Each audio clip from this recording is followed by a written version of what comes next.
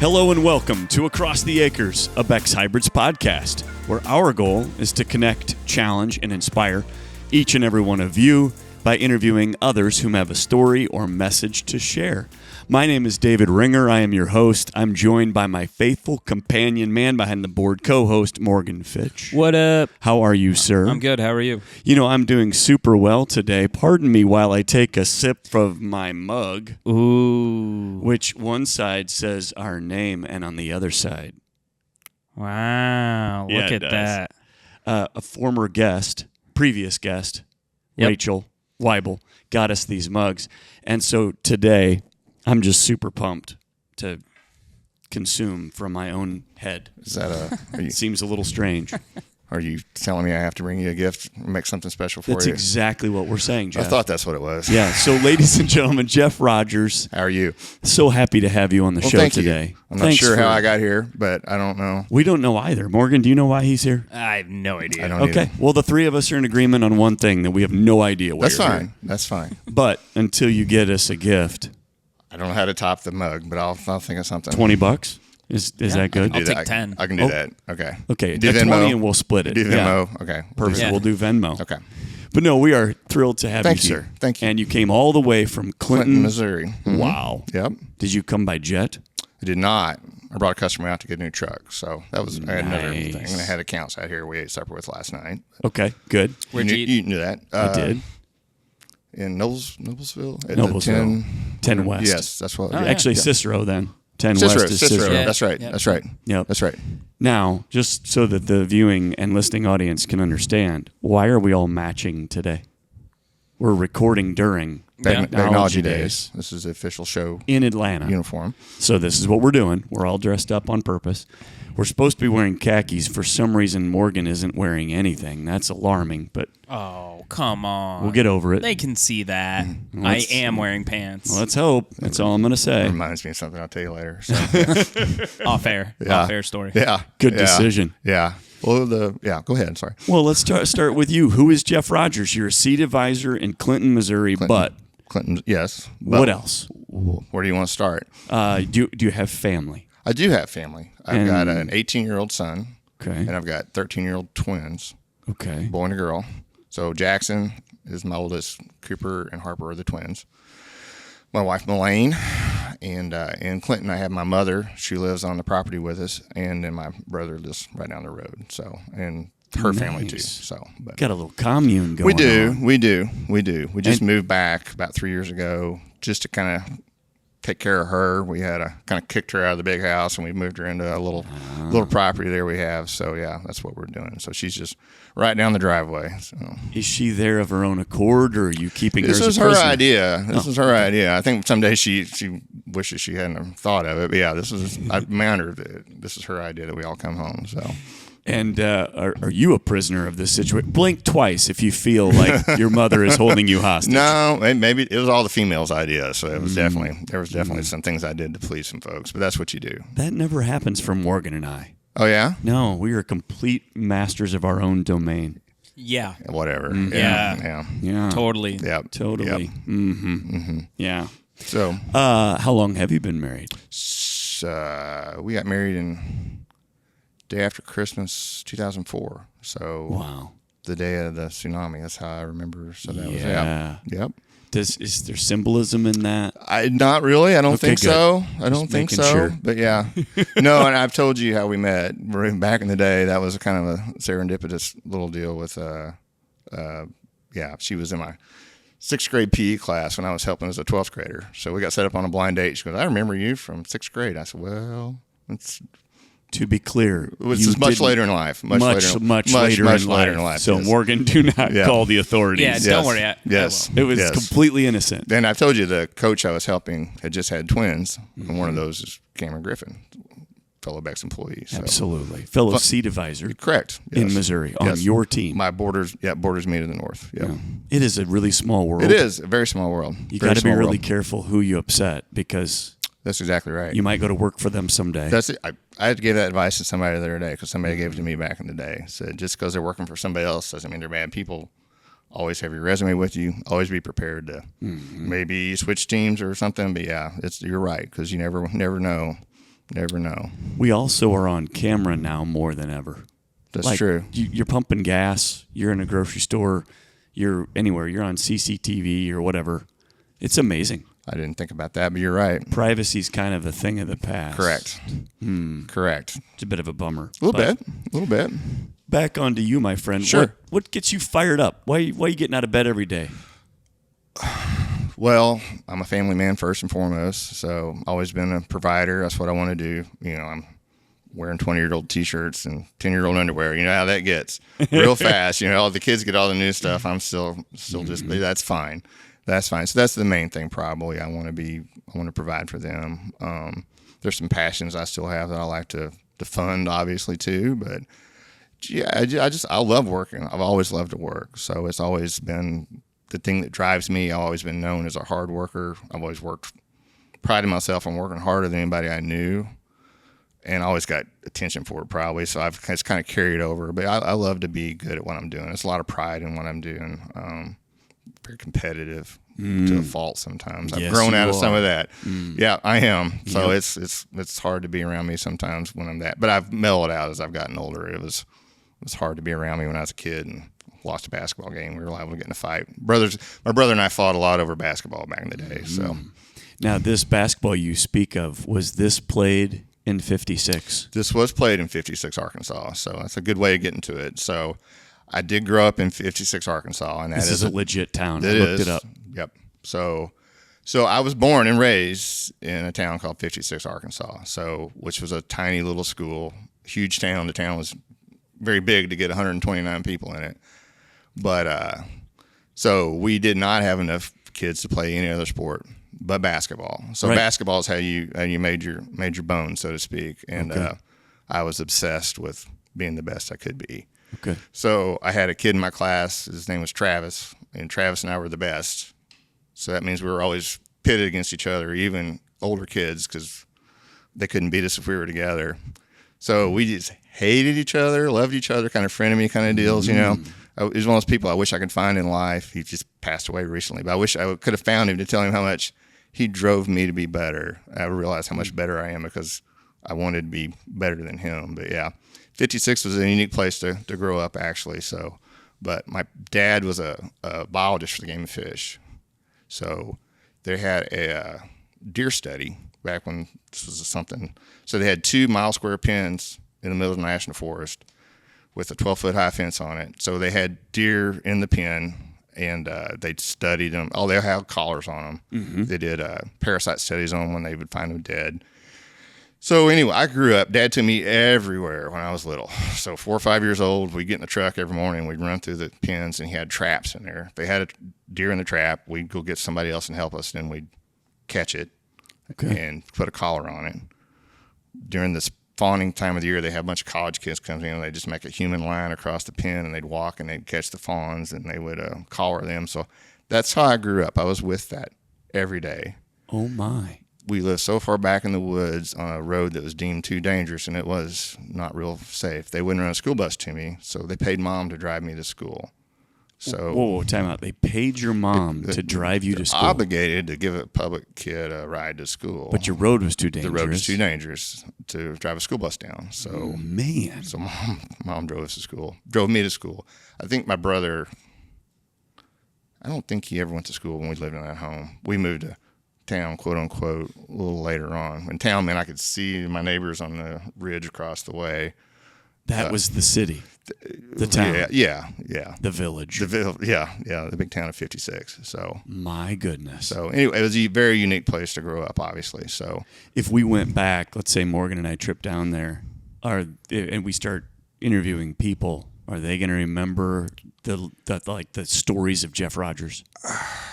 The good and the there's bad. A lot of people there there's a few that I would still know, but a lot of them have aged out, and but no, there's definitely church people that would know me, and a few people I went to school with, and we could get the real story. You really could, you really could. So it was a very.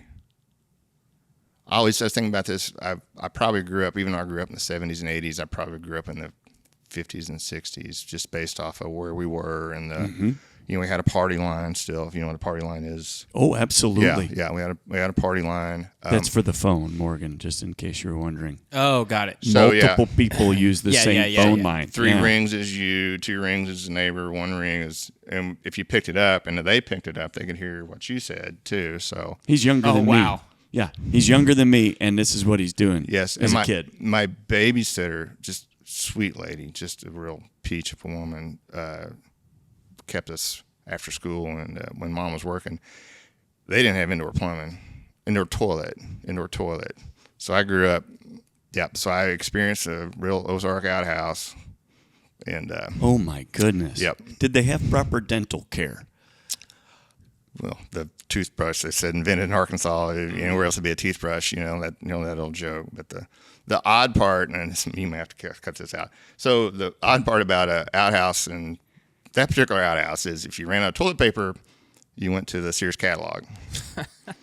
Sure. So you may not remember this. Sears catalogs used to come. They had the shiny pages, and then they had the softer pages. Yeah. So you always. Oh yeah. And we were also instructed not to get in the lingerie section because the man, Mr. Shipman, he liked to look at them. So those are the last ones to go. So made sure you get in trouble. Yeah. So I'm not making a word of that up. How could I make such no details? way. Yeah. Was it pilot co-pilot seating? It was not. It was not Single seater. But Good yes, question. but when she went up there, she would holler and tell us to stay. So you had to announce your presence as you went back into the woods a little bit. That's wild. So that was unique even for there. So that was kind of a unique situation. But yeah, that was wow. Most people should have had toilets by then, and most people did have toilets by then. You'd sure think. Yeah. Wow. Yeah. Now, when did you leave 56? How old were you? So let's see, 8th grade, freshman year. So Mom and Dad had a little bit of disagreement, so we kind of struck out on our own and moved down the road about 40 miles, which was odd because 40 miles in Arkansas is still Arkansas, and you're still neighbors at that point. They thought I talked funny, so that'll tell you a little bit how backwards the lingo was. Y'all probably hear it. I don't hear my accent anymore, but it's still probably there a little bit. Oh, absolutely. Yeah. So we moved to a little town called Heber Springs, which is kind of a uppity up kind of resort town. But yeah. And when you say resort town, you're not talking about Las Vegas. Not that kind of. It's on a lake, and it's okay. Yeah. Arkansas has no taxes, so a lot of people from Chicago and places like that will retire. But so it's a very pretty place. But it is very. I went from not caring about clothes and stuff to getting thrown into a school with 150 kids, and all of a sudden, wow, yeah, things matter a little bit more as a freshman too. So that was an eye-opening experience. So that changed a lot of yeah. And 150 kids in the entire high school was a big deal for you. Just 150 kids in a class. Yeah. Oh, 150 kids in class. Yeah. But okay, 56, it was 100 maybe. I had the biggest class in school. I had 11 kids. 11 kids in the whole class. And my brother had the smallest, and he had 4. So you walked into school, and you took a right turn, and it's elementary school. First and second in one room, third and fourth, fifth and sixth. You took a left, you're in junior high and high school. So this is the 80s and 90s, people. Just so you know. Yes. Yeah. Unbelievable. So yeah. Wow. Fantastic. I keep going back to 56, but it is a fantastic place in lots of ways. In my class, I had a doctor. There's a bank president. I got a couple of consultants that make big time money selling insurance, and then me, kind of a whatever. Also, very wealthy. Well, yeah, exactly. The kid above me in school went to the National Spelling Bee and placed in the top 3.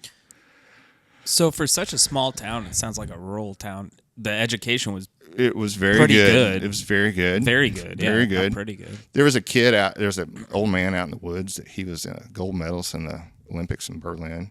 It's just an odd mix of very rural people that lived there forever, and then kind of people that kind of snuck in and kind of wanted to get off the grid, so to speak. So, where did the town name of 56? That's a good question. Yeah. So when it was about to be incorporated, there was 2 major families there, and they were about to come to blows over whether to name it after one or the other.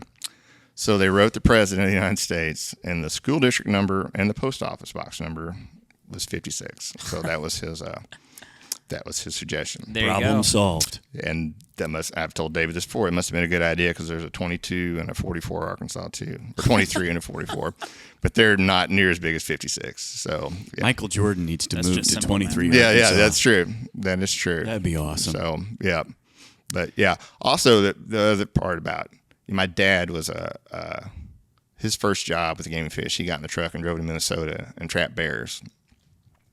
And Arkansas traded turkeys with Minnesota and brought bears back to Arkansas. And by the time I was old enough they started becoming a little bit of a nuisance. So he was kind of that bear trapping expert. And again, since he took me with me all the time, I was around bears all the time. So we had bears in the backyard in a pen. I would go with him when he turned them loose. I think I showed you that picture of me holding the bear paw. So yeah, like I said, I've nothing special, but I just happened to grow up in an odd little confluence of special events, so to speak. It's hard to, and it was normal because that was life, because that's just where I grew up. Sure. But see, this is what's amazing to me. I'm trading baseball cards while at the exact same time you're trading bears. that's true. That is true. I mean, that's pretty unique. It is I don't know unique. how many people have done that in their lifetime, but Nobody. Probably. I mean, it'd be hard to we're find talking somebody. Fraction of 1%. Probably. Incredible. But I didn't know any kids because we lived so back. So I just grew up around Yeah, grown-up people. absolutely. Very smart people, too. I had a great upbringing as far as that. I grew up around professional scientists and people like that. So it was kind of it was a different upbringing for sure. But it took me a while to learn how to be with kids, because when I started going to school, I'd never been around them really. It's just occasionally at Sunday school and places like that. And now you're in this position with Beck's Hybrids where you're leading other people. That's true. And so you've had to take the social skills in a very short amount of time. That's true. You're only 27. That's true. And so you've had to cram all this knowledge into a short amount of time to lead people. But you've been in the seed industry Almost my life, almost my entire life. Yeah. So Dad worked for Ducks Unlimited, or Game and Fish. After that job, he got moved up to, he was director. So he was the head of the whole state, which is a political position. Mm-hmm. Dad was not a political person, so it didn't last very long. And Bill Clinton fired him in 1980. So that's what happened. So man, that's something else to put in your resume. there you go. Another little serendipitous part of the world. By a president. Yeah, that's all right. So he started with Ducks Unlimited. I don't know if you're aware of that. Oh, yeah. So anyway, he worked in northern Arkansas and southern Missouri, and then we moved to he took his territory to Missouri, and that's when we moved to Clinton. So when we got to Clinton, Clinton's not the biggest ag part of the world, but it was so different to me walking straight up and down Chert Rock Hills. Mm-hmm. I was just fascinated by ag. And so I started working for a seed company in town, Sharp Brothers Seed, and they sold native grass and wildflower seeds, mainly for CRP. When CRP really broke, they had a lot of that specifications. Is this what you had to plant? So they farmed about 2,000 acres around there of grass and flowers and things like that. So I started working there in high school, and then Mom started working there too. She was Mom's a botanist, crazy. She's flowers, all this stuff. She's always doing, she can talk about flowers forever. But that's always been her passion, has been flowers and things like that. So anyway, she got on because she was so knowledgeable about that. Then I started working there in high school, just helping harvest and things like that. But so after I got out of high school, I thought I was going to be a doctor. Sure. Everybody, yeah. I had the grades. I had smarts. I didn't have the discipline. I had no desire to. Yeah, going to college is pretty easy when you go to class. When you play Tetris every day, it's not so much fun. So Tetris. Yeah, good game. That was the best on the hallway, which did absolutely nothing for my GPA. So, no. Tetris skill goes up and GPA goes down. So 3 C's and an F I came home with, and that was nice. With my tail between my legs. Yes. And backed up and decided I needed a change. This was at the University of Missouri, which is nothing against them. That's a fine school. So I backed up and started again in Southwest Missouri State. Okay. Missouri State now. And kind of didn't have a real place to go. And Mom said, well, you really like ag. Maybe you ought to try agronomy. So I said, sure. So I got into it, and I was just succeeded and went through the roof. My grade point went up, was Dean's List and stuff. So that's really what I found, that my passion was towards. But not growing up in a farm background at all, I had to kind of learn. It was new there too. There's certain things that certain people talk about that I still go, I don't know what that tractor is. I'm not that kind of person. I came from it from a science standpoint. So yeah, we got that. I got into that, and then we were talking about it earlier. I just worked my way through college. I paid my own way. Mom and Dad helped too. But after the first semester, they kind of go, well, you're on your own there, partner. If you're going to waste away our resources, you need to take better care of it. So, speaking of paying your own way, though, yes, the wildflower story. Yes. So I got back into school, and so this is kind of a long story too. But so there was a time when there was lots of these things spec'd on government jobs, and some of these certain flowers are worth a lot of money. So there was a time I was getting about $75 to $80 a pound for a pound of flowers. And you would pick them from? The ditch and railroad right-of-ways. So I took a year off of college and went all summer long and all fall long. I went on the harvest with the guys, and on the combine tour we did that too. But what I did mostly by myself, I went and picked flowers out of the ditch. So compass plant, you may not know that one. It's a type of sunflower. It's got a big seed on it, so it's kind of easy for me to get ahead. So, I was figuring I was making $150, $160 an hour at least, probably more than that actually. In the 90s. In the 90s, yes. Picking flowers. Picking flowers out of the ditch. And all that time, everybody stopped and asked, what are you doing? Oh, working on a college project is what I normally say, because I didn't want to know. I had one person stop and say, why are you picking compass plant? And since he knew what I was doing, I told him why.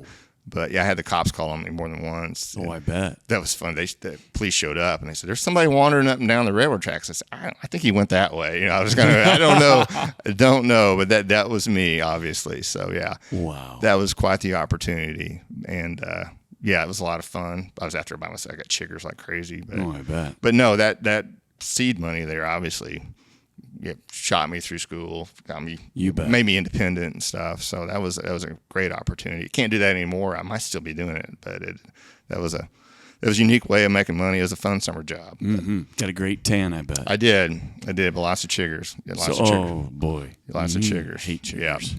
Now, just for sake of time, run me through the seed companies you worked for in order.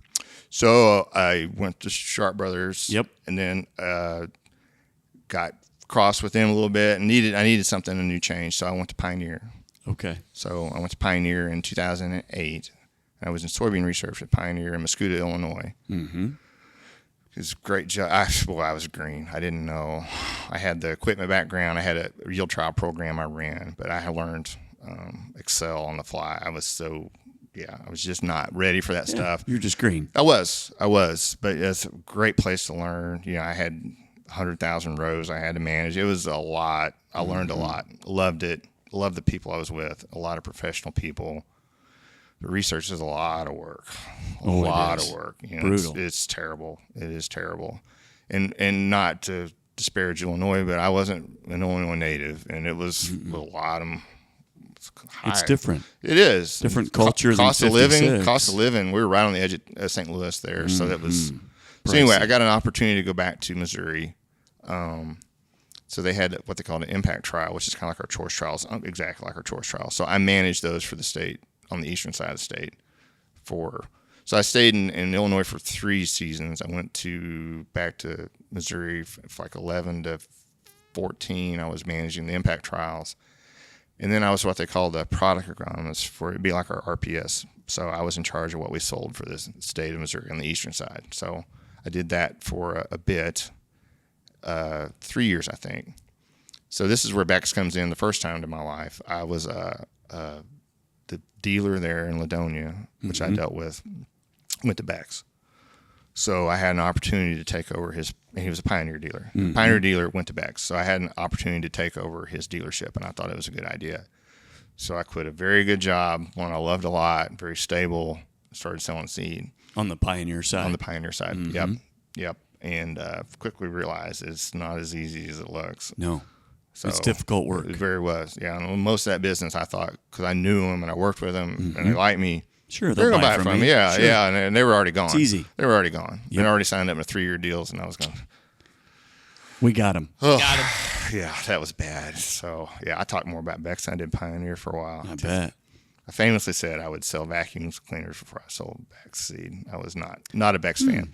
Not a Beck's fan at all. Interesting. So, yeah, it was hard, but it was competition. You bet. So, yeah, and like I said, I was very competitive. So, I just went further away and, I built my business and I had a very successful business. Ended up buying his location when he quit. So, we had a really good business there going. So, but, talk about people and competitive, Clarissa and I always argue about the fact, or Clarissa Cawthorn, just in case you're wondering. the seat advisor there in that area there, which I just despised. We just hated each other, and now she's like my little sister. So it's funny. So again, or mom, depending on what mood she's in. It depends on who wants to be the bossy one. Yeah. Just a little saying. bit of that. Yeah. So that's funny. That is funny. Love you, Clarissa. Yeah, exactly. Don't get mad at me. So, but yeah, that's where I've gotten much through my. So that sounded quick, but that's almost 30 years counting. Absolutely. Well, it is over 30 years probably counting my high school career and all that stuff I did working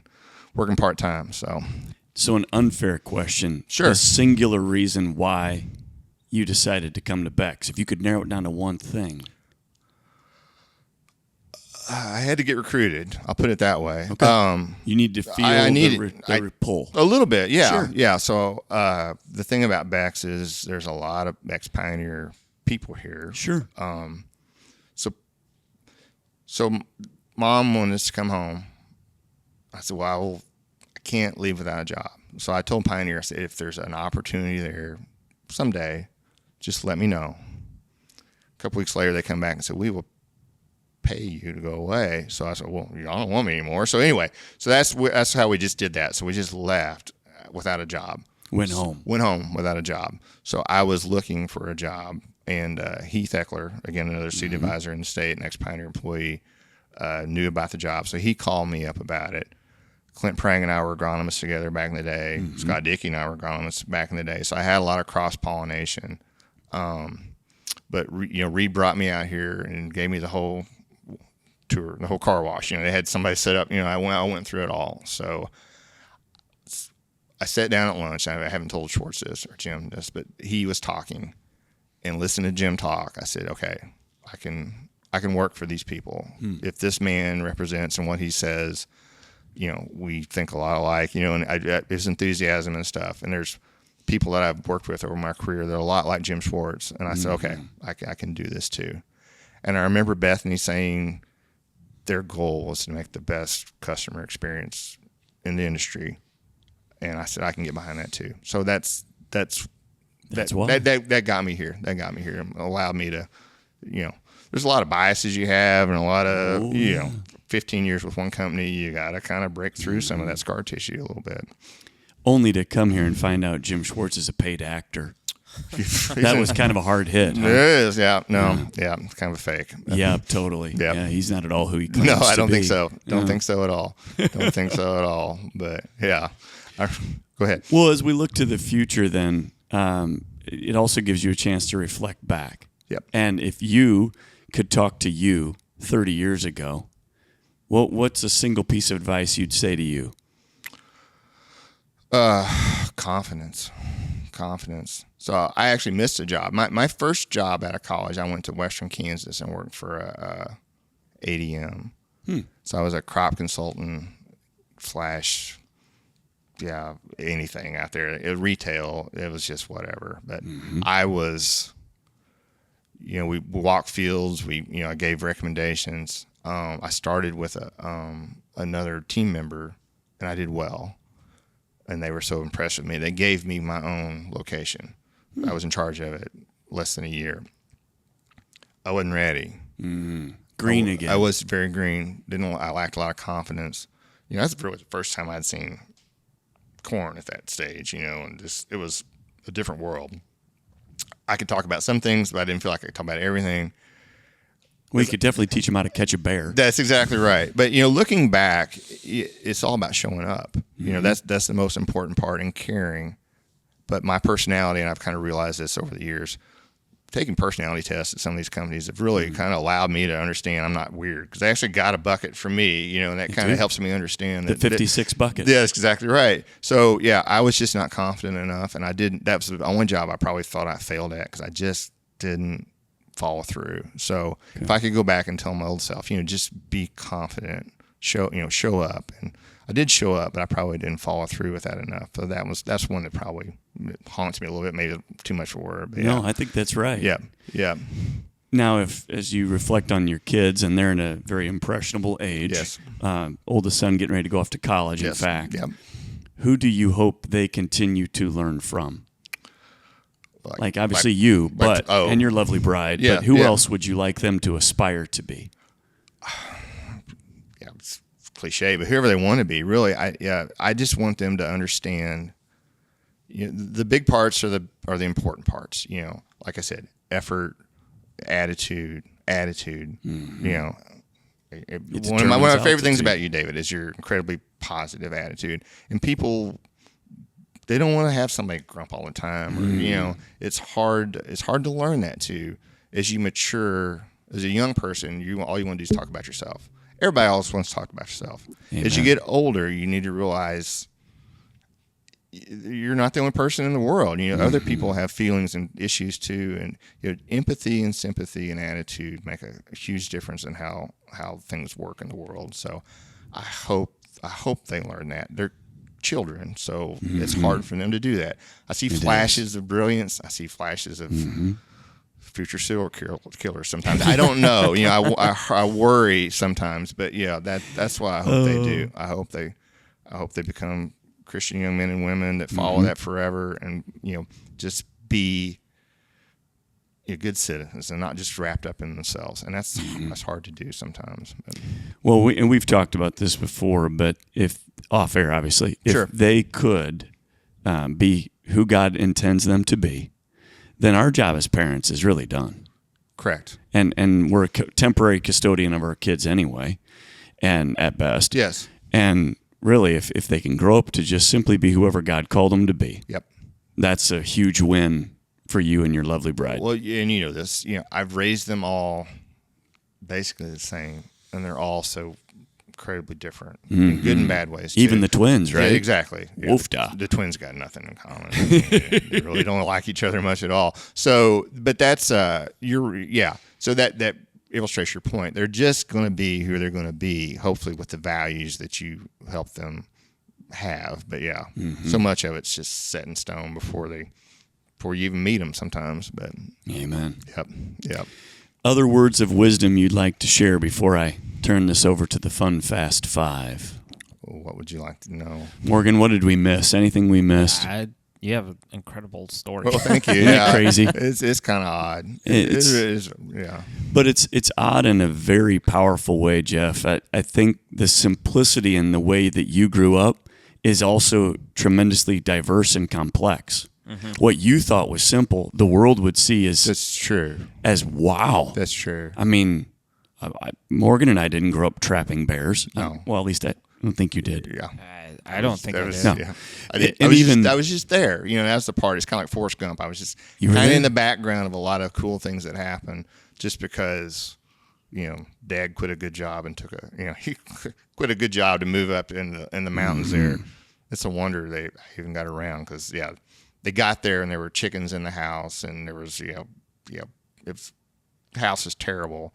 Man, I was wondering, Mom, chickens living in the house. Living in the house. And Mom took one look and said, "I'm going home. You can come. I might come back if she can fix us up." So this is obviously before I was around. So it's a wonder I even made it. But we're glad you're here. Yeah, they had chicken for dinner every night. Yeah, they did, and it was good. It was good. Yeah. One of the other unusual things about living there was the guy that lived there before Dad. So this place was built in the CCC, the Roosevelt Conservation Corps, the New Deal thing. So they built this up there, and the person that managed that area could stay there if they wanted to. So the guy that stayed there before was a single man who was a herpetologist. So he would catch snakes, and he kept the house full of snakes. So he had all these terrariums with snakes in them, and he'd get tired of them. He'd just open the back door and throw them out. So we had these huge cedar trees in the yard that the cicadas would come up and emerge, and the copperheads will lay at the base of the cedar trees. And just wait. So every night in the summertime, after listening to the Cardinals game, Dad would grab a flashlight and a pistol, and we'd walk around the yard and shoot snakes.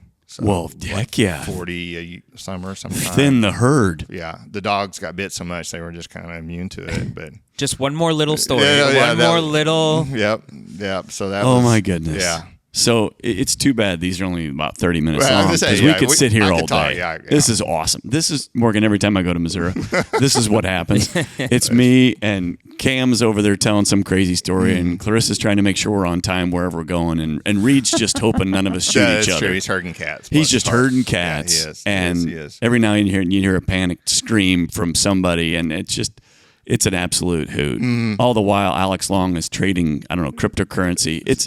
We're having a great time. It is. No, yeah. And it is. Josh Pugness doesn't actually speak, but it's okay. We love him anyway. Zach talks for everybody. So That is a valid point. We love you, Zach. yeah. Well, again, we need to have a part 2, but for sake of time, Oh, sure, absolutely. we're going to get to the Fun Fast 5 if you're ready. I think so. Okay. Morgan, are you ready? Yes, sir. Let's do this. All right, here we go. Number 1, Yes. heartbreaker or heartbroken? 50-50. Ooh, you got to pick one or the other. Oh, breaker. That's what I figured. Specialist or generalist? That's one of my worst. Yeah. I'll pick up a hobby and perfect it and move on to something else. I don't know what that makes me. That makes you a specialist. I've got so many things I've done.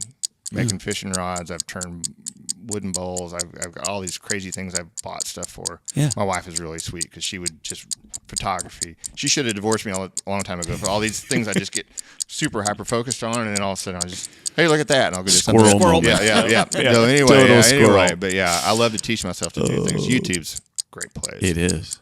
Yeah, So then, comedy or a horror film? Oh, I hate horror films. Yeah, you and me both. Yeah, I can't, No one I should can't like them. sleep. No, it's not worth it. I don't not. understand it. Yeah, nobody likes those. No.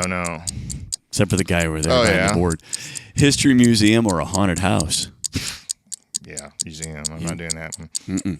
And then resilience or sensitivity? I'm a sensitive person. You are. Yeah, very, Yeah. very much. Quick Yep. to hug and love. Oh yeah. No, Which we I'm always worried appreciate. about making everybody happy. So yeah, which is Absolutely. It's hard to be like that sometimes because It you can't make is. everybody happy all the time. But Some people aren't easy to love either. that's true. But you make it easy, Well, Jeff. thank you. I appreciate that. No, thanks for coming on today. Well, thank you. No, this This has is been a fun. treat. Glad you were in town for Becknology Absolutely. Days, and Absolutely. we had to wake Morgan up from his nap, but it worked out fine. It's all right. At least you got He's pants not on. busy at all during Yeah, this I'm time of sure. year. I mean, No. it's There's really not a not lot a big going on. deal. Not a lot Nothing, going on. nothing happening for our fabulous marketing team. They're only doing a billion things, but we made it work. Yeah, we did. We made it work, Now my I know friend. where this place is at. I never That's knew right. what it was. You So. can come Yeah, back and find it's it our hidden anytime. little Yeah, it is. paradise. It is. Yeah. There's a reason we keep it under lock Yeah, and key. I would too. Nobody needs to know about it. That's right. Our I will. secret. I will. Well, ladies and gentlemen, thank you for joining us on Across the Acres, where our goal is to connect, challenge, and inspire. Please give us a 5-star rating and review on the podcast provider of your choice. And until next time, we're going to catch you across the acres.